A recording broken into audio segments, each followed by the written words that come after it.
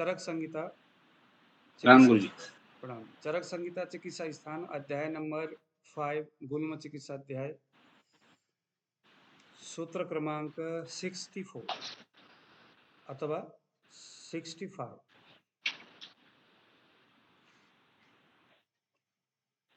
निकाला आप लोगों ने। 65 चरक संहिता चिकित्सा स्थान अध्याय नंबर 5 गुल्म चिकित्सा अध्याय, जिसके चर्चा अभी हम कुछ दिन से कर रहे हैं। सूत्र क्रमांक 65 सिद्धानतः प्रवक्ष्यामि योगान गुल्म निवर्हणान। कितना कॉन्फिडेंटली वो बोल रहे। पुनर्वसु आत्रेय जी। सिद्धानि अतः प्रवक्ष्यामि। अब मैं सामान्यतः उस सिद्धांत को बताने जा रहा हूं जो सिद्ध है, जो सिद्ध है, जो अनुभव सिद्ध है। लंबे समय से अभ्यास कर करके जिसको मैंने अनुभव से पाया है, मैं उन्हीं योगों को आपके सामने रखूंगा, ऐसा करके यहां ग्रंथ में लिखा है। तो देखिए जरा क्या है 65।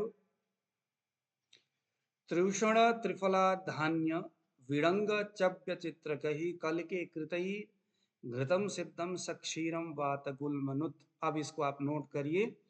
वातज गुल्म जो ऊपर हम लोगों ने पढ़े थे, वातज गुल्म में क्या क्या हमारी चिकित्सा होनी चाहिए, उसके सिम्टम्स क्या क्या है, हमने सब पढ़ा हुआ है कल परसों। किसी भी पेशेंट को वह गुल्म यानी वह लंप, मैंने आपको बताया था एब्सेस अलग चीज है, लंप अलग चीज है। विद्रदी को एब्सेस कहेंगे, गुल्म को लंप कहेंगे। और एक और चीज आता है,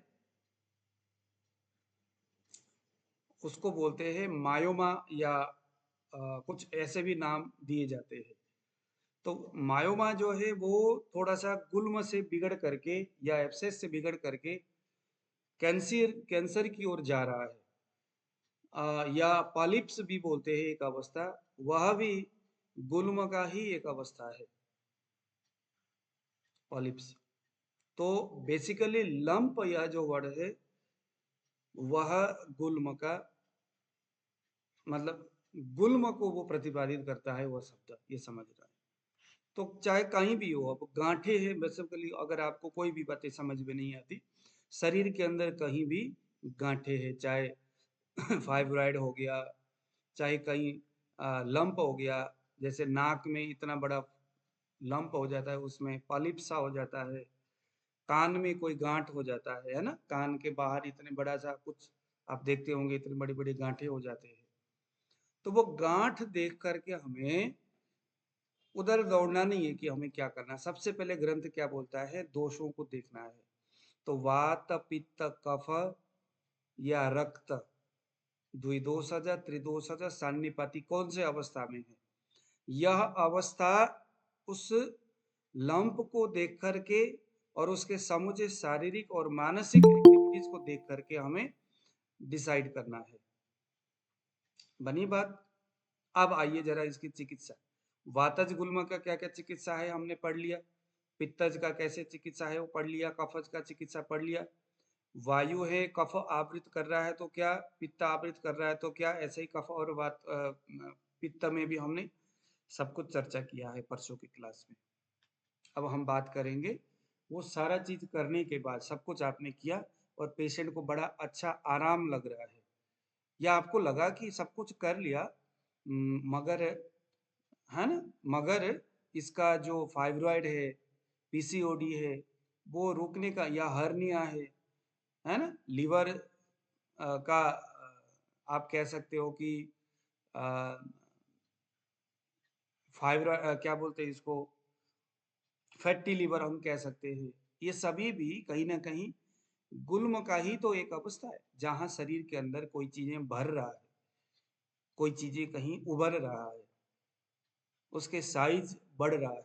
ये सभी बेसिकली गुल्म का ही एक अवस्था। हम पहले ही पढ़ते आ चुके हैं, रक्त पित्त के बाद गुल्म आ रहा है, इसका मतलब ग्रंथकार पहले ही स्टार्ट में ये बताते हुए आए हैं कि रक्त पित्त में जहाँ वायु सबूचे धातुओं से द्रवांश को खींच करके ब्लड में मिला करके इधर उधर से वो घुमा रहा है, शरीर के बाहर कहीं ना कहीं से, मल द्वार से, आंख से, नाक से, कान से, त्वचा से, कहीं ना कहीं से तो निकल रहा है बाहर। तो जब वो बाहर निकालने वाला वायु है, अगर किसी कारण से वो वायु ही ब्लॉक हो गया या किसी कारण से रुक गया वो ब्लड, तो भी वो कहीं ना कहीं जाकर स्टोर होगा और वह भी गुल्म का एक आधार बन जाएगा। तो ऐसे बहुत सारी चीजें हमने पहले पढ़ते हुए आए हैं और उसके संदर्भ में हमने सभी चिकित्सा किया, वमन कहाँ कहाँ, विरेचन कहाँ, वस्ती, हमने सारा चीज नाप तोल करके एकदम फिट कर लिया और सारा चीज आपने कर लिया, वमन भी किया, वस्ती किया, विरेचन भी किया। अब पेशेंट को कुछ तो देना होगा। अब ऐसा तो है नहीं कि वमन विरेचन बस्ती तो 3 महीने में खत्म हो जाएगी, 2 महीने में खत्म हो जाएगा, और फाइब्राइड इतना बड़ा है तो 1.5-2 महीने में तो वो खत्म नहीं होने वाला। फिर क्या किया जाए? तब उसके बाद यहाँ 65 सूत्र के बाद ग्रंथकार बोलते हैं कि अगर उसका गुल्म वातज है, उसका गुल्म, उसका शरीर जो है वात दोष से पीड़ित है, गुल्म का हेतु वातज है, शरीर के सिम्टम्स भी वायु जैसा ही दिख रहा है, तो यहाँ त्रिशणादि घृत, घृत बना के उसको दिया जाए। त्रिशणादि घृत देखिए जरा 65 में, मैं सारे जड़ी बूटियों के नाम नहीं लूंगा क्योंकि ग्रंथ आपके पास है, मैं उसके महत्व को बताऊंगा। तृष्णादि घृत किसके लिए है? ये वातज गुल्म के लिए। तो सामान्य सी बात है, वातज गुल्म का चिकित्सा किया, सब कुछ किया। अब लंबे समय तक आप कह सकते भैया इस घृत का सेवन सुबह सुबह आप कर लो। कब? क्योंकि यह तो हम शोधन की प्रक्रिया में कर रहे हैं, तो शोधन स्नेह के रूप में हमें सुबह उठने के बाद, लेटिन पेशाब होने के बाद, जब पहली बार भूख लगेगी, तब हमें तृष्णादि घृत गर्म पानी में मिला के उसको देना। उसी से नस्य कराओ, उसी से कज्जल आंख में लगाओ, उसी से कान में, उसी को मुंह में भी, खाने को भी दे दो, हर जगह से शरीर के अंदर उसको डाल दो, है ना? आंख से, कान से, नाक से, मुंह से, मल द्वार से बस्ती के रूप में, हर तरह से इसका आप इंटेक करेंगे, सेवन करेंगे, तो डेफिनेटली वातज गुल्म में ये बेहतर काम करता है। उसके बाद देखिए जरा दूसरा आता है 69 और 70, यह है हिंगु सौवर चलाद्य घृत। यह, अब यहाँ ये क्या बताता है? यहाँ ये बताता है कि किसी व्यक्ति को, ध्यान से सुनने वाली बात है, किसी व्यक्ति को गुल्म हो गया है, शरीर में कहीं भी गुल्म है, एलोपैथिक डायग्नोसिस होकर के आ गया, गुल्म के, गुल्म मीन्स कहीं ना कहीं शरीर के अंदर लंप है या कोई ऐसी चीजें हैं, डॉक्टर बोलता है मेरे वेबसाइट में जाके देखो एलोपैथिक पॉइंट ऑफ व्यू से क्या क्या चीजें गुल्म के उस कॉन्सेप्ट में क्या क्या आता है। उनमें से अगर पेशेंट आया और वो आपको वात या कफ दिख रहा है, वात प्रधान कफ या कफ और वात ऐसा दिख रहा है, तो आपने हिंगु सोवरचलाद्य घृत, अब इसमें देखो एक कितनी अच्छी यहाँ पर बात लिखा हुआ है, सूला नाह हरम सर्पिर दग्ना चानील गुल्मिनाम इति हिंगु सोवरचलाद्यम घृतम। 70 में देखिए जरा, अब ये क्या बोल रहा है, ध्यान से समझने वाली बात है। यह जो हींग, सेंसर नमक, जीरा, विड नमक, अनार के दाना आदियों से तैयार यह जो घृत है, ये घृत हमें कहाँ देना है? मान लीजिए देखिए क्या बोलता है ये, यह जो घृत है, कोई पेशेंट है उसको कफ से आवृत है वायु, या कफ और वात के सिम्टम्स शरीर में दिखते हैं, नाड़ी में भी वैसा दिखता है, लेकिन इसके अंदर XYZ शरीर के किसी कोने में स्पेसिफिकली कोई एक स्थान नहीं बताता, कहीं पर भी, क्योंकि यत्र संग खवे गुण्यात व्याधिस तत्रुपजायते, है ना? शरीर में तो दोष एव ही सर्वेशम, पहले हम पढ़ते आ चुके हैं कि भैया शरीर के अंदर जो दोष है वही महत्वपूर्ण है, वही सुख दुख का कारक है। दोष किसी धातु में किसी भी जगह में जाकर के बिगड़ सकता है और फिर वहां से जाकर के कहीं भी शिफ्ट हो सकता है, क्योंकि गुल्म तो हम यही पढ़ते आ चुके हैं, गुल्म और विधृति में फर्क ही हम ये देखते आ चुके हैं कि जो एक जगह स्टेबल ना रहे वो गुल्म है, जो एक जगह स्टेबल हमेशा से रहे वो गुल्म नहीं है। तो आप देखते हो कि भाई कई जगह कुछ कुछ हो रहा है, कई जगह गांठे दिख रहा है, तो क्या है, एक जगह नहीं है, अलग अलग जगह में है, तो ये गुल्म है, पहली बात। अब यहाँ पर कफ और वात है। अब यहाँ स्पेशल ये क्या बता रहे, सूल और आनाह। अब देखो जरा, सूल आनाह यानी कि पेट में भारीपन, गैस बनना, ये आनाह है।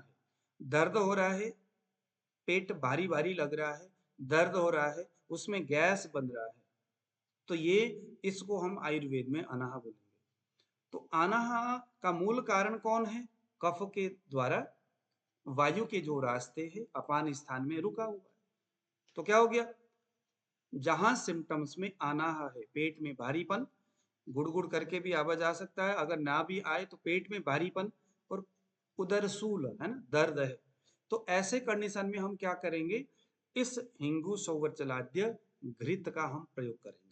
अच्छा, मैं आपको एक चीज बता दूं कि यह सूल और आनाह ऐसी अगर स्थिति हो तो हिंगू सोवर्चलाद्य घृत अक्सर हर जगह काम करता है, सिर्फ गुल्म में ही करे ऐसा कोई जरूरी नहीं है। एक और देखिए जरा, वात कफ के लिए हपुषाद्य घृत, सूत्र क्रमांक 71, 72, 73, हपुषाद्य घृत। अब मुझे जस्ट कौन कौन से जड़ी बूटी बताने में कोई रुचि नहीं है, क्योंकि आप पढ़ लेते हो, पढ़ी लो आप। हपुषाद्य घृत हाउबेर, सोंठ, पीपल, मरीच, मंगरेला, चाब, चित्रक आदि सारी जड़ी बूटियों से घृत सिद्ध करना है। जैसे आप जानते हो जो स्नेह है वो वात सामक है, लेकिन चूंकि इसमें उष्ण, तीक्ष्ण, कटु ऐसे रस है, देखो काली मिर्च है, चव्य है, चित्रक है, ये सारे कैसे हैं, कटु रस प्रदान है, और इसमें सेंधा नमक आदि है तो ये लवण रस प्रदान है। तो ये सभी क्या करता है, ये वात सामक है, कफ सामक है। हाँ जी इमरान जी नमस्कार। अब यहाँ एक अति उत्तम बात इस सूत्र में बताया अंत में, देखो क्या लिखा है हपुसाद्य घृत के लिए 72 में, देखिए, तत्परम वात गुल्मग्नम, ये वात गुल्म का परम घ्न यानी नाश करने वाला दवाई है। सूलानी आह विमोक्षणम, सूल, सूल आनाह, सॉरी यहाँ गलती किया, सूल आनाह, सूल और आनाह को भी नाश करता है। लेकिन अब आप क्वेश्चन करोगे भैया ऊपर तो इन्होंने त्रिशुणादि घृत कह दिया, सूल हिंगु सोबर घृत तो कह ही दिया, सूल और आनाह के लिए कितना अच्छा दवाई है, तो फिर इन्होंने हपुसाद्य क्यों कहा।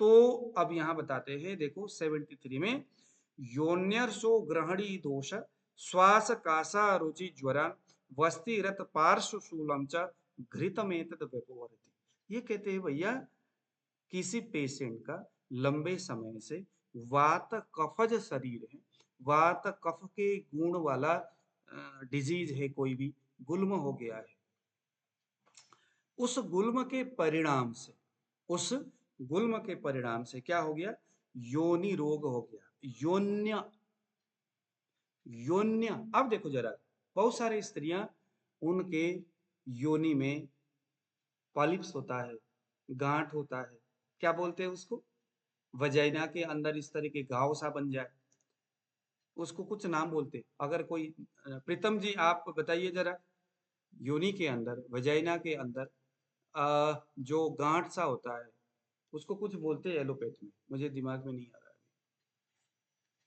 है। वजाइना के अंदर पॉलिप्स सा ऐसा कुछ बना, लंप टाइप का बना होता है, और वो बहुत पीड़ा देता है स्त्रियों को, पीरियड्स के टाइम में बहुत ज्यादा दुख करता रसौली। है। रसौली भी हम कह सकते हैं, मतलब सामान्य आयुर्वेदिक भाषा में तो रसौली ही कहेंगे उसको। एनीवे चलो, एलोपैथिक में कुछ और उसका नाम है, आप बाद में उसको देख लेना। तो ये रसौली कहाँ का, योनि के उस द्वार का। फिर वो आगे जाके सर्वाइकल वो सर्विक कैंसर बन जाता है, जो उसकी बात कर रहे हो आप। हाँ वही वही, विजय लक्ष्मी जी बंद करिए जरा। हाँ, तो देखो जरा, ये किसकी बात कर रहा है, योनि सूला, योनि में प्रॉब्लम है। अब बेसिकली ये कॉन्सेप्ट किसका है, ऊपर से हम क्या पढ़ते आ रहे हैं, ऊपर से हम गुल्म पढ़ते आ रहे हैं, और यहाँ योनि रोग बता रहा है। तो फाइनली क्या बताना चाहता है, योनि के अंदर, वजाइना के अंदर इस तरह का, चाहे तो गुल्म हो, कोई भी इस तरह के गांठे हो, कुछ भी हो ऐसा, ऐसा अगर है और शरीर वात कफ वाला है, वह सिम्टम्स वात कफ जैसा दिखता है तो डेफिनेटली हिंगू सोवर चला दे घृत इसको देना चाहिए खाने को। उसी का हाँ, अमृतराज जी ने बिल्कुल पॉलिप्स कुछ ऐसा ही इन्होंने कहा, पॉलिप्स कहा।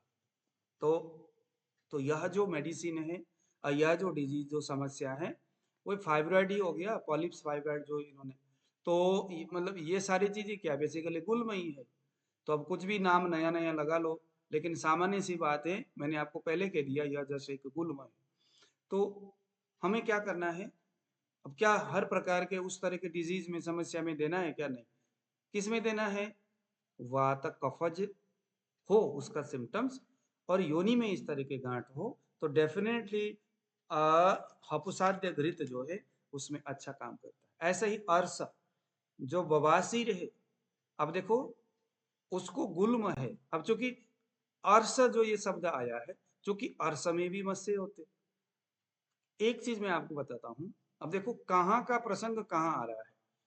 हालांकि अर्स में आना चाहिए था, बवासीर वाला आयुर्वेद में अलग से अर्स प्रकरण है, उसमें भी तो आना चाहिए ना। लेकिन यहाँ बताया क्यों, यहाँ उन्होंने एक अलग नजरिया दे दिया। अगर आप उस अर्क के बवासीर उस मत्स्य के ऊपर अधिक आप फोकस रखते हो, मान लीजिए कि कोई पेशेंट है, उसका मत्स्य वहां तैयार हो रखा है, ब्लड आता है या नहीं आता है ना, मत्स्य जैसे वो बना हुआ है, तो वहां पर आपने बहुत सारी चीजें करके देख लिया, और सब प्रकरण में बताए सारी तो चीजें आपने कर लिया, लेकिन फिर भी वो ठीक नहीं हो रहा। क्या किया जाए? अगर आपको लगता है वात कफज है तो डेफिनेटली आपको हपुसाद्य घृत बना के देना चाहिए। यानी अर्श रोग में भी हपुसाद्य घृत अच्छा काम करता है। ग्रहणी दोष, अब ये ग्रहणी दोष का तो कोई गुल्म के साथ संबंध है ही नहीं, तो फिर आप कहोगे कि भैया ग्रहणी का मतलब तो गुल्म है नहीं। ग्रहणी तो अलग समस्या है और गुल्म तो अलग है। गुल्म इज इक्वल टू लम्स या पॉलिप्स या कोई गांठी, बट ग्रहणी में तो उसका कोई लेना देना है नहीं। फिर यहाँ ग्रहणी शब्द क्यों कहा? तो इन्होंने कहा कि भैया ऐसा है, वात कफज गुल्म था पहले, उस गुल्म के ट्रीटमेंट प्रॉपर नहीं हुआ या एक्सवाइजेड कुछ भी हो गया, उसके वजह से बाद में उसको ग्रहणी हो गया। अब उसको गुल्मा भी है और ग्रहणी भी है, अब क्या करोगे? अब ग्रहणी की चिकित्सा दोगे या गुल्म का दोगे? तो उस पेशेंट को अगर आप चाहो ग्रहणी का चिकित्सा करो। अब यहां तो सामान्य से ग्रंथ ये बोलता है कि किसकी चिकित्सा करे, ग्रहणी भी है, पहले इसको गुल्म था, अभी ग्रहणी हो गया, पहले किसकी चिकित्सा करे? आयुर्वेद का सामान्य से एक बात है कि इस वक्त पेशेंट को जो चीज अधिक तंग कर रहा है उसकी चिकित्सा पहले करें। दोषों के संदर्भ में भी जो दोष सुपरफिशियल एक नंबर में जो दोष दिखता है पहले उसकी चिकित्सा करना चाहिए। जैसे नाड़ी में हम 1 नंबर 2 नंबर देखते हैं ना, तो 1 नंबर में जो दोष दिखता है उसको ख्याल रखना है, क्योंकि इन दिनों वह बड़ा हुआ है। तो सामान्य सी बात है, ग्रहणी है, पहले गुल्म था, ग्रहणी भी हो गया है, तो दोनों को टारगेट करके हपुषाद्य घृत, पहले आप चाहे ग्रहणी का करो चिकित्सा, ग्रहणी की चिकित्सा जो पंचकर्म की विधि जो है उसमें भवन विरेचन बस्ती आदि जो कुछ भी वो आप करो, और बाद में समन के रूप में जो आप कुछ भी दवाई देना चाहते हो तो हपुषाद्य घृत उसको दे दो। क्यों? क्योंकि ये भैया ग्रहणी में भी आ गया और गुल्म में भी आ गया, ये ग्रहणी नाशक भी है और गुल्म नाशक भी है, तो इस तरह से दोनों देखना चाहिए। अब देखो श्वास कास अरुचि ज्वरान, गुल्म की वजह से श्वास हो रहा है। जैसे कभी कभी हम कहते हैं ना भाई उदावर्त हो गया, उदावर्त से हार्ट में प्रॉब्लम होती है, चेस्ट में, है ना, जैसे, और नाभि में खिंचाव होता है, हर्निया होती है, और हमारे सर्वाइकल पेन होती है, सिर में दर्द होता है, आंखों में प्रॉब्लम होती है, बहुत सारी चीजें उदावर्त में आता है। पेट में भारीपन होता है, डकार आती है, हाइपर एसिडिटी होती है, सब कुछ चीजें उदावर्त से जुड़ा हुआ रहता है, मंदाग्नि से जुड़ा रहता है। मान लीजिए कि कोई आदमी का संबंध ग्रहणी से है और वहां तो हम पहले बता रहे, यहाँ पर हम पढ़ते आ चुके हैं कि उदावर्त का संबंध विग्रहणी से। मैं आपको एक स्क्रीन शेयर करता हूं आपके सामने।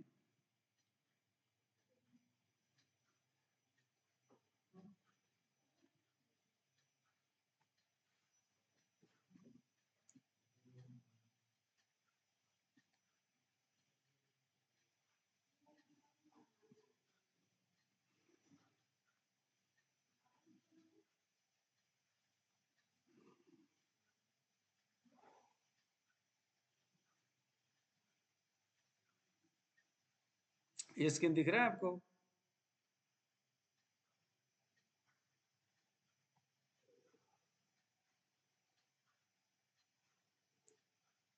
ये देखिए जरा, गुल्म से सामान्य लक्षणम, गुल्म का सामान्य लक्षण हम क्या पढ़ते आए हैं? अरुचि, कृच्छ विन्मूत्र, वातता अंत्र विकूजनम, आनाह ऊर्ध्ववातत्व, सर्वगुल्मसु लक्षण। क्या है? अरुचि, भूख ना लगना, कृच्छ यानी मूत्र कृच्छ, यूरिन ना आना, विन्मूत्र, पेशाब भी न आ रहा है, यूरिन भी नहीं आ रहा है प्रॉपर, वात, वायु के वजह से, यानी कि विन मूत्र वात, इसका मतलब है यूरिन भी नहीं आ रहा है, मूत्र भी नहीं आ रहा है, अधो वायु वह भी प्रॉपर तरीका से नहीं आ रहा है, वो भी रुक रहा है। आंत्र विकूजनम, पेट गुड़गुड़ करके आवाज आ रहा है। देखो, पेट गुड़गुड़ करके आवाज आना को ध्यान देना, कई सारे डिजीज में, अर्श में भी है, ग्रहणी में भी है, अब यहाँ गुल्म में भी है। तो पेट में गुड़गुड़ आवाज हम अक्सर पेशेंट से पूछ सकते हैं, हाँ जी पेट में गुड़गुड़ आवाज आता है, तो नोट करो, हाँ जी होता है। अच्छा, अब देखो कि इसको ये गुड़गुड़ आवाज अर्सा के साथ जुड़ रहा है, गुल्म के साथ जुड़ रहा है, ग्रहणी के साथ जुड़ रहा है, पांडु के साथ जुड़ रहा है, कृमि में भी शायद आंत्र विकुजन है। तो बहुत सामान्य है, लेकिन बहुत मेरे वेबसाइट में आप जाओगे, इतना लिख दो हिंदी में गुड़गुड़, बस गुड़गुड़ लिखते ही जो आपको आपके सामने जो रिजल्ट आएगा, आप देख के मजा आ जाएगा। और आनाह, आनाह का मतलब वही पेट भारी भारी लगना, पेट में गैस बनना, आनाह हो गया। ऊर्ध्ववात, ये ऊर्ध्ववात क्या है? उदावर्त,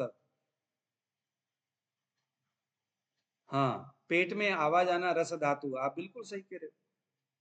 देखो ऊर्ध्ववात, ये क्या है?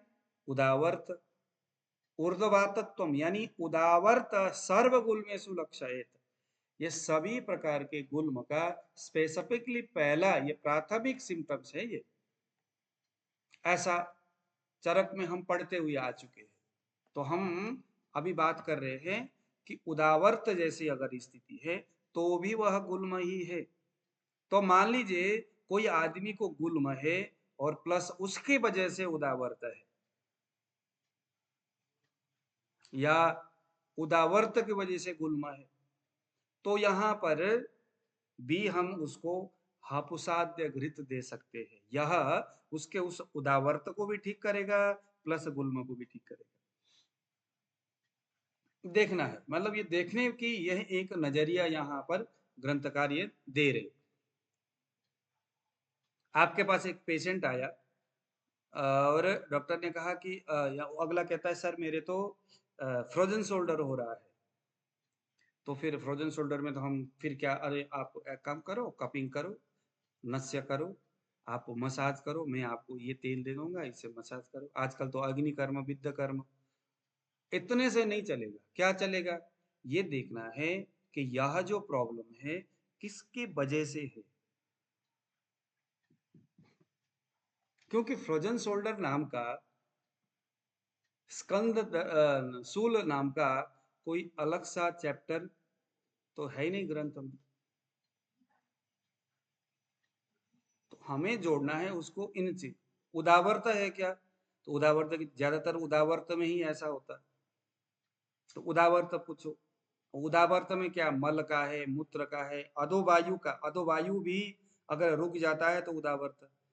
स्त्री है तो पीरियड्स का है क्या, सारी चीजें हमें पूछ करके फिर फाइनल डायग्नोसिस करना है। अगर यूरिन का है तो मूत्रकृच्य की चिकित्सा करना है।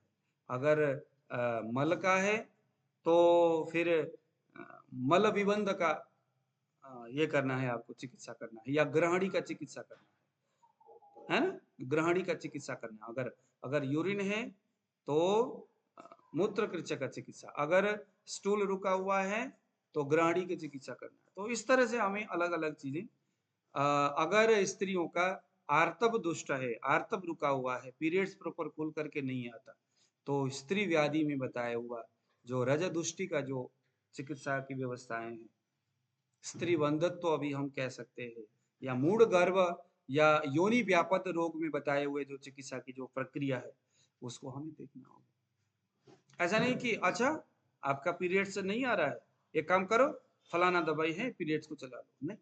क्या करना चाहिए? योनि व्यापक की चिकित्सा में उसकी चर्चा है। अब ऐसे ही प्लस करते हुए जाओ, ग्रहणी की, ये जो वात कफज ग्रहणी में किसकी चर्चा है? श्वास काश अरुचि, भूख ना लगना। तो अरुचि की चिकित्सा, श्वास काश की चिकित्सा गुल्म के हिसाब से सोचो तो वहां पर हपुसाध्य घृत।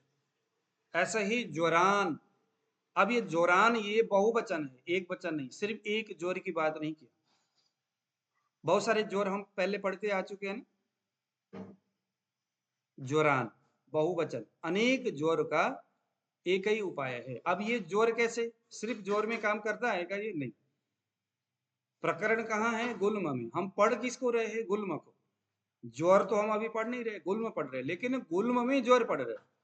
तो अगर उसको गुल्म है, यानी शरीर में कहीं ऐसा कोई गांठ है, गुल्म है, और उसके वजह से उसको फीवर आ रहा है, तो डेफिनेटली हपुसाध्य घृत उसको अच्छा काम करेगा।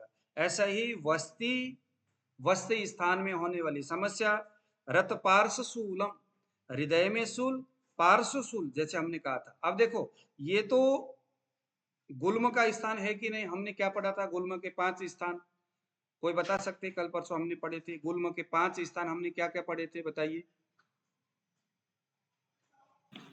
हृदय, नाभि, दोनों पार्श्व, और एक और बस्ती, बस्ती। Yes sir.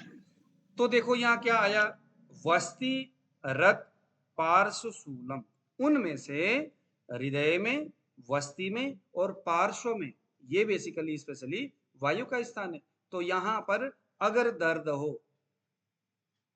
और उसका संबंध ग्रहणी के साथ, गुल्म के साथ आप अगर लगाते हो, तो इसमें हपुसाध्य घृत च घृतम एतद व्यपोरति, उसको अच्छी तरह से ठीक करता है।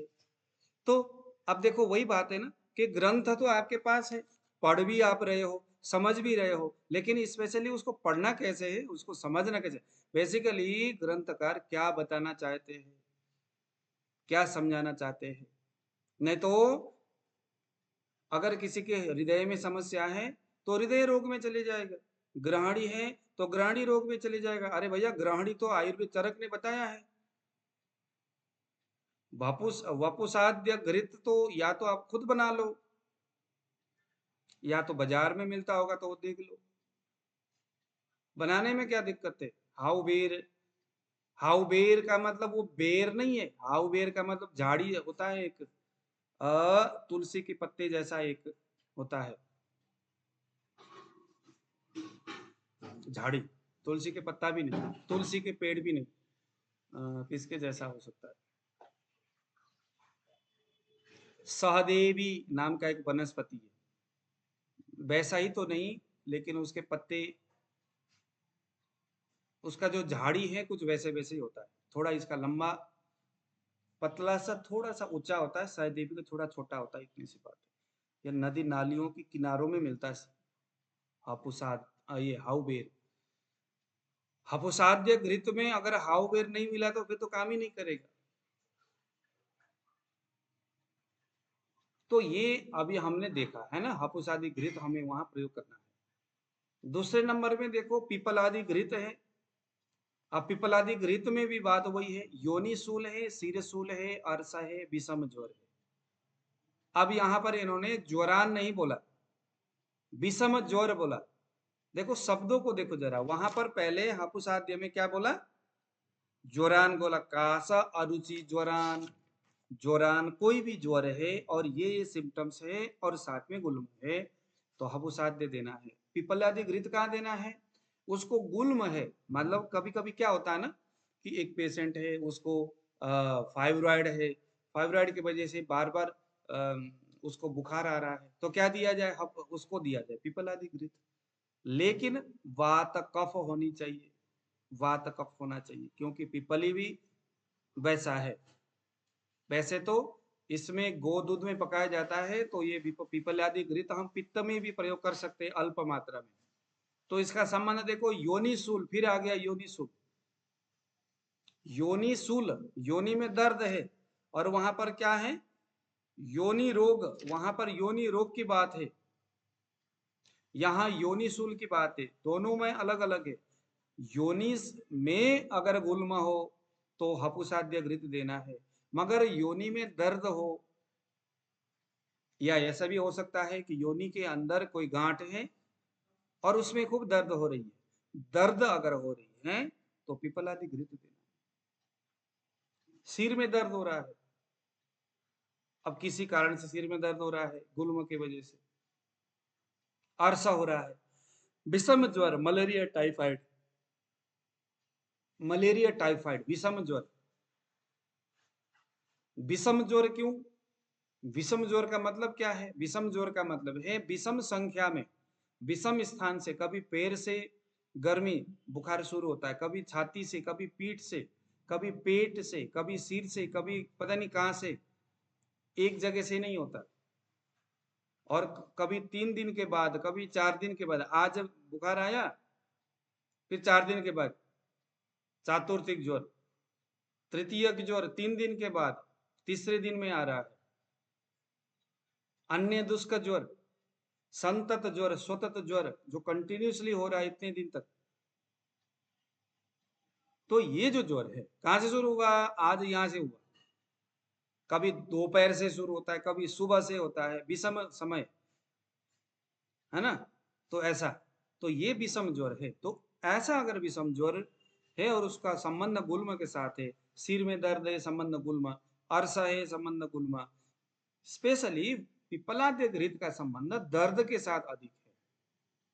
ये गांठों को तो काम करता है बाद में, मतलब ये उसके साथ साथ दर्द में भी ये काम करता है,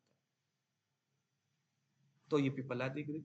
अब एक और मेडिसिन है यहाँ पर देखो, 79, 80, 81, 82, 83 सूत्र है। ये जो सूत्र आप पढ़ लीजिएगा, हिंगु त्रिकुटकम पाठम हपुसा मयवाम मवयाम सटिम अजमोदाज गंधे च तीन तेड़ी काम लवेत सौ। ये जो है, यह जो फॉर्मूला है यह भी कफ और वात, कफ वातज गुल्म में सटीक बैठता है। ध्यान देना, दोषों का हमें विशेष करके ख्याल रखना होगा, अगर दोषों में ख्याल नहीं रखा तो हिंगवादी चूर्ण, हिंगवाष्टक चूर्ण नहीं है ये, हिंगवादी चूर्ण, ये ध्यान देना। हींग है भुनी हुई, सौंठ, मरीच काली, मरीच हो गया, पिपली हो गया, पाठा हाउबेर हो गया, हरड़ हो गया, कचूर हो गया, अजमोद हो गया, हिंगवादी चूर्ण इसको बनाया जा सकता है। तो वात कफ में काम करता है। इसको कैसे लेना है, मध्य या गर्म पानी के साथ इसको सेवन करना है। कहाँ काम करेगा, पार्श्वशूल, हृदयशूल, वस्तिशूल, वात कफज गुल्म, आनाह, मूत्र कृच्छा, गुदशूल, देखो योनिशूल, ग्रहणी रोग, अर्श रोग, प्लीहा वृद्धि, पांडु रोग, अरुचि, वक्षस्थल में एकदम स्तंभ होना, हिचकी, कास, श्वास, गल ग्रह, गला उसका जकड़ा हुआ सा है, तो डेफिनेटली हिंगवादी चूर्ण उसको अच्छा काम करता है। अच्छा एक चीज में हिंगवादी चूर्ण के बारे में बताओ, किसी का अगला कहता है सर गला ना जकड़ा हुआ ऐसा लगता है, तो आपको अगर कोई सूझता नहीं है तो उसको आप हिंगवादी, ये जो हिंगवादी चूर्ण आप या गुटिका आप दे दो। लेकिन बाजार में जाओगे ना तो हिंगवाष्टक दे देते, मेरे हिसाब से हिंगवादी चूर्ण आपको खुद बनाना पड़ेगा। ये देखो कितने सारे समस्या में काम करता है, ध्यान देना, वात कफज में ही इसने काम करना है, पित्त में बिल्कुल भी काम नहीं करेगा, है ना। ये कई प्रकार के दर्द में देखो, मूत्र कृच्छा, यूरिन नहीं आ रहा है, गुदशूल, अब ये देखो योनि शूल में भी काम कर रहा है, गुदशूल में भी, मलद्वार में होने वाली दर्द, ग्रहणी, बवासीर, प्लीहा वृद्धि, स्प्लिनोमेगाली, पांडु रोग। अब स्प्लिनोमेगाली है तो फैटी लिवर में भी ये काम करेगा ही, वात कफज है तो फैटी लिवर में भी इसको दे लो, क्योंकि दोनों के परमाणु जो स्प्लीन को बना रहा है वही लीवर को भी बना रहा है, दोनों के निर्माण प्रक्रिया भी लगभग एक है और दोनों के स्थान भी आसपास में ही है, लेफ्ट राइट ही है, तो दोनों की स्थिति लगभग दोनों में ही पित्त का ही संबंध है। तो अगर फैटी लीवर दिखता है या स्प्लेनोमेगाली दिखती है, हिपेटोमेगाली दिखती है, लेकिन साथ में वात और कफ की संप्राप्ति या वैसे सिम्टम्स उसको दिख रहा है, तो डेफिनेटली अब हिंगवादी चूर्ण पेशेंट को प्रिस्क्राइब आप कर सकते हो। गलग्रह, गले में श्वास काश हो रहा है, गले में जकड़ाहट हो रही है, बहुत सारे ऐसे मेडिसिन ढूंढने आते हैं, सर मेरे गले में खराश हो रहा है, गले में जकड़ाहट हो रही है। एक मेरे पास बहुत पहले एक पेशेंट आया था, मेरे दिमाग में नहीं आया, अभी पढ़ने से समझ में आया उस समय मैंने उसको पता नहीं कोई गरारा करने वाला दवाई दिया था, तो गलग ग्रह देखो ना, गलग ग्रह, गलग ग्रह का मतलब है गले को जकड़ लेता है, खराश होती है, सूख जाता है, दर्द होती है, तो हिंगवादी चूर्ण। ठीक है, अब देखो जरा 86 87 में सठियादी चूर्ण, बहुत इंपॉर्टेंट मेडिसिन है, यह भी कफ वातज गुल्म या गुल्म से संबंधित उससे उत्पन्न होने वाले प्लीहावृत्ति, स्प्लिनोमेगाली है ना, अनाह, श्वास काश अरुचि हिचकी, हृदय रोग, अर्श, सिरो रोग, पांडु। पेशेंट बोलते हैं सर मेरे ना ऊपर से बलगम नीचे गिरता है, क्या? कुछ लोग बोलते हैं सर मेरे गले में हमेशा बलगम जमा हुआ रहता है, मेरे गले में हमेशा बलगम जमा हुआ रहता है। देखो 90 नंबर वाला सूत्र देखिए, पांडवामयम कफुत क्लेशम सर्वजाम च प्रवाहिकाम पार्श्वरद वस्ति शूलम च गुटि कैसा व्यपोहति। कफुत क्लेशम, कफ का उत्क्लेश हो रहा है, उत्क्लेशित होना कफ का कैसे होता है, तो पेशेंट बोलेगा सर मेरे हमेशा गले में बलगम गले में रहता है, बलगम बार बार थूकना पड़ता है।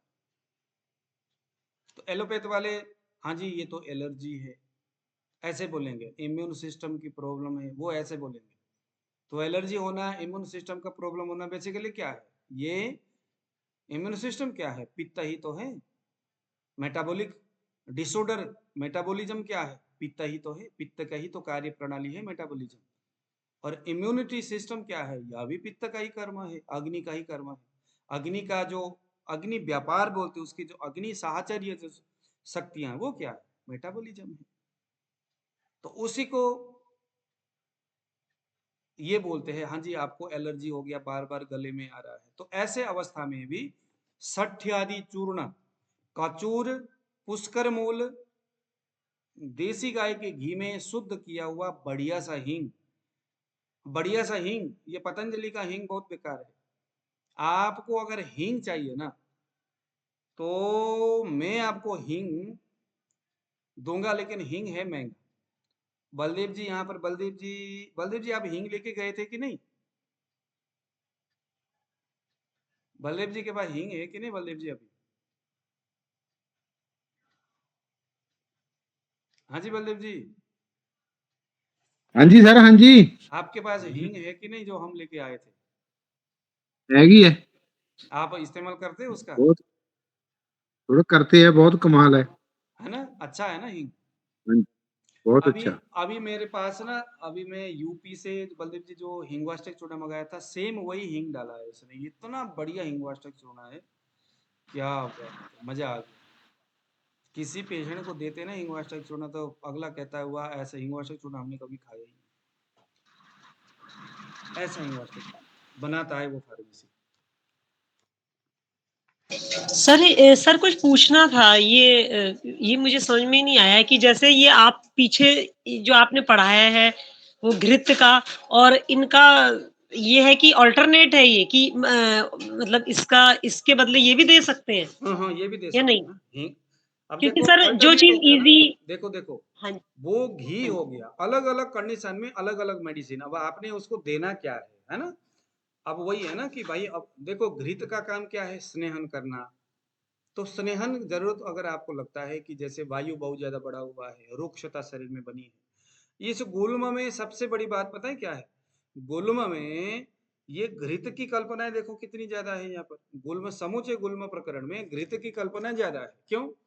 क्योंकि ग्रंथकार बोलते हैं कि भैया गुल्म में सब कुछ होने दो, लेकिन ड्राइनेस नहीं होने देना चाहिए। क्योंकि ड्राइनेस एक ऐसी चीज है, रूखापन इस रोग को ले डूबता है, ठीक नहीं होने देता। इसीलिए गुल्मी को, यानी जिसका गुल्म है, उसको स्नेहन हमेशा करते रहना पड़ेगा। तो सुबह उठा, 1 चम्मच, 1.5 चम्मच, 2 चम्मच, उसकी कैपेसिटी के हिसाब से उसको आपने घी दे दिया, छुट्टी। स्नेहन होता रहेगा, उसके दोषों के हिसाब जो जो भी यहाँ पर बताया है होता रहेगा। सर हिंगुआष्टक की जगह से प्लेन घी भी दिया जा सकता है, जैसे हिंगुआष्टक दे दो और प्लेन घी दे दो, क्योंकि हिंगवाष्टक अगर ना नहीं, हिंगवादी, हिंगवादी। हिंगू आदि, हाँ जी सर, सॉरी। हिंगवादी चूर्ण। ठीक है। नहीं नहीं, उसकी जगह उसका अपना काम है और इसका अपना काम है अच्छा, ना। वो ठीक स्नेह है। के लिए दिया जा रहा है और ये थोड़ा और काम के लिए दिया जा रहा है।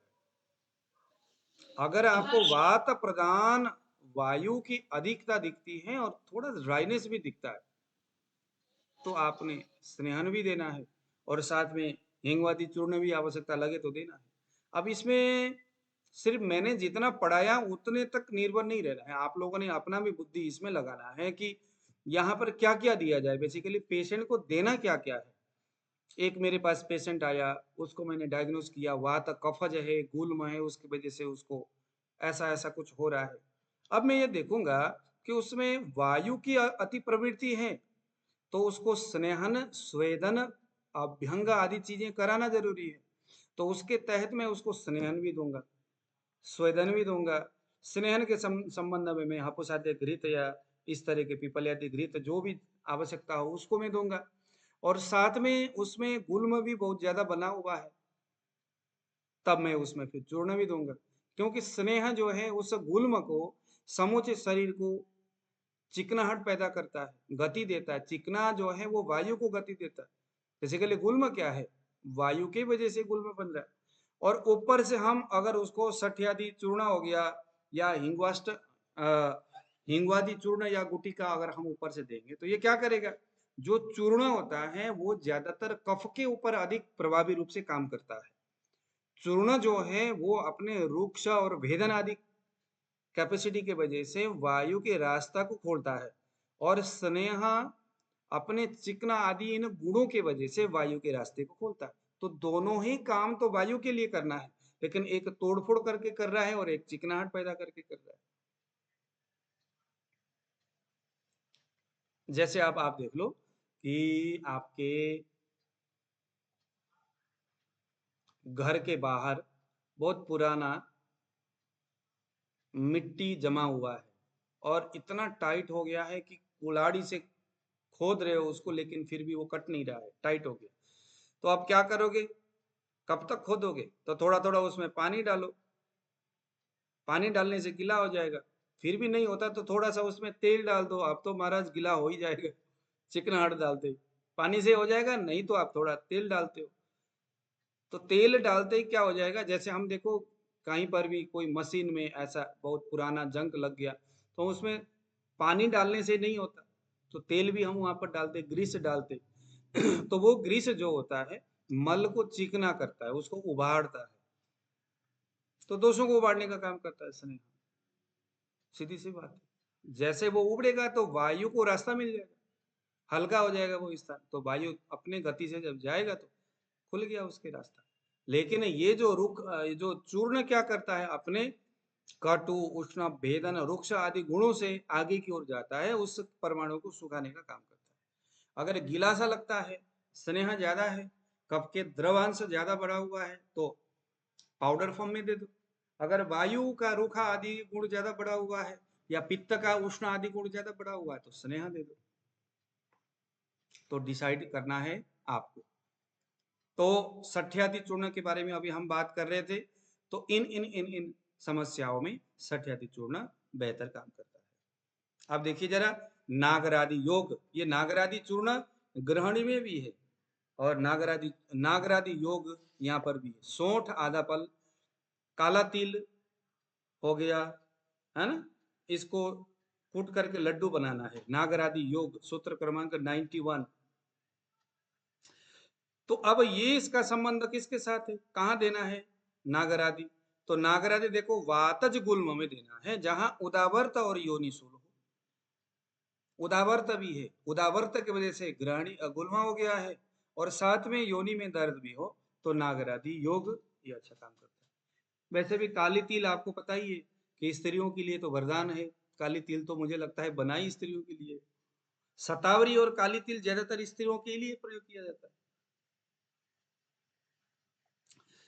तो नागरादि योग में काली तिल है। सौंठ काली तिल का कॉम्बिनेशन देखो कितना बढ़िया इन्होंने दिया है। तो उदावर्त में काम करता है ना, और साथ में योनि सूल में ये काम करता है, वातज गुल में काम करता है। दूसरा देखिए एरंड तेल। एरंड तेल का प्रयोग देखो 92 93 में कितना बढ़िया। अब ये कफावृत वात में ये अच्छा काम करता है, बहुत इंपोर्टेंट मेडिसिन है कफावृत वात। अभी ऊपर हमने स्वतंत्र कफ और वात की बात किया था, अब यहाँ कफ के वजह से आवरण हो गया है वायु में, तो यहाँ एरण्य तेल का प्रयोग करना है। कैसे करना है? तो एरण्य कफ का अनुबंध अगर हो तो वारुणी मंड में एरण्य तेल डाल करके,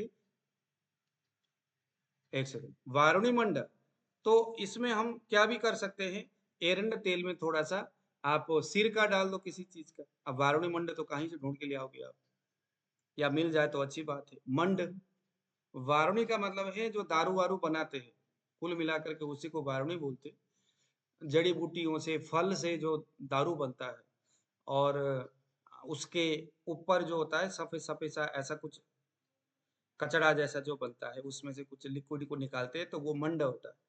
तो उस मंड को डाल करके एरंड तेल में उसको मिलाओ, रोगी को दे दो, तो क्या काम करता है, ये कफावृत वायु में गुल्म के संदर्भ में अच्छा काम करता है। और ये अनुलोमन भी करता है उदावर्त के साथ, ऐसा अगर कफ का अनुबंध हो तो। अगर ऐसा नहीं, एरंड तेल गर्म पानी में डालो, उसमें थोड़ा सा सिरका डाल दो, रोगी को पिला दो। एप्सम सल्ट भी डालते हैं यहाँ पर, जो एप्सम सल्ट है ना, तो वो भी ऐसा ही काम करता है। जैसे इसमें पित्त की पथरी हो गॉल ब्लैडर स्टोन के अंदर, तो भी वहां पर यही कॉम्बिनेशन देते हैं। क्योंकि आपको पता है ना, जो गॉल ब्लैडर के अंदर स्टोन है उसको कफज ग्रहणी के हिसाब से देखते हैं, पता है कि नहीं आपको? गॉल ब्लैडर के अंदर जो स्टोन है उसको कफज ग्रहणी के हिसाब से देखते हैं। कफज ग्रहणी में जो सिम्टम्स है, उस सिम्टम्स को ध्यान से देखेंगे तो गॉल ब्लैडर स्टोन में होने वाले जो दर्द है, वो जो वहाँ उसको जो सिम्टम्स दिखता है ना, वो एकदम एक समान दिखता है। आप चेक करके देखिए, ठीक है? तो कफज ग्रंथ ज्यादातर ग्रंथकार मानते हैं। इसीलिए अब ये जो एरंडा, ये जो 92 93 वाला जो कॉम्बिनेशन है ना, ये गॉल ब्लैडर स्टोन का सबसे बढ़िया मेडिसिन मैं इसको मानता हूँ। अब वहीं अगर आपको, अब ये क्या बोलते हैं, तदेव तैलम पयसा वात गुल्मी पीवे नर श्लेष्मण्यम अनुवले पूर्वम हितम पित्तानुगे परम। अब ये अगर कफ से अनुबले यानी कि कफ बलवान है और उसने वायु के रास्ता को रोका हुआ है, तब यहां पर सुरामंड में एरण्य तेल मिला के देना है। और अगर मगर पित्त के साथ वायु का अनुबंध हो, पित्त अनुबंधित वात हो, पित्तानुबंधित वात हो, मिडिल फिंगर में आपको स्पाइक इस तरह से लगता हुआ अनुबंध का जो मैंने आपको बताया था, अगर वो ऐसा लगता हुआ दिखता है, चाहे वो गॉल ब्लैडर स्टोन ही क्यों ना हो या इस तरह की कोई भी गुल्मा हो, जो पित्त का अनुबंध आपको दिखता है, जैसे अभी पीछे हमने बताया था क्या क्या उसके सिम्टम्स है, तो यहाँ पर आपको वही एरंड तेल दूध में डाल करके देना है। फिर से बता रहा हूं, सुरामंड में डाल करके एरंड तेल देने से कफावृत वायु गुल्म के संदर्भ में ठीक होता है, कफज गुल्म कफावृत वात भी काम करता है। पित्तावृत वात में वही एरंड तेल जब हम दूध में डाल करके देते हैं तो अब यहाँ समझने वाली बात है कि शरीर में कहीं भी कुछ भी हो, अगर कफावृत वात हो, उदावर्त हो, अनुलोमन करना है तो सूरामंड में सिरका में डाल दो, या तो 1 कप गर्म पानी में एप्सम सॉल्ट डाल दो, थोड़ा सा सिरका डालो, एरंड तेल डाल दो, उसको पिला दो।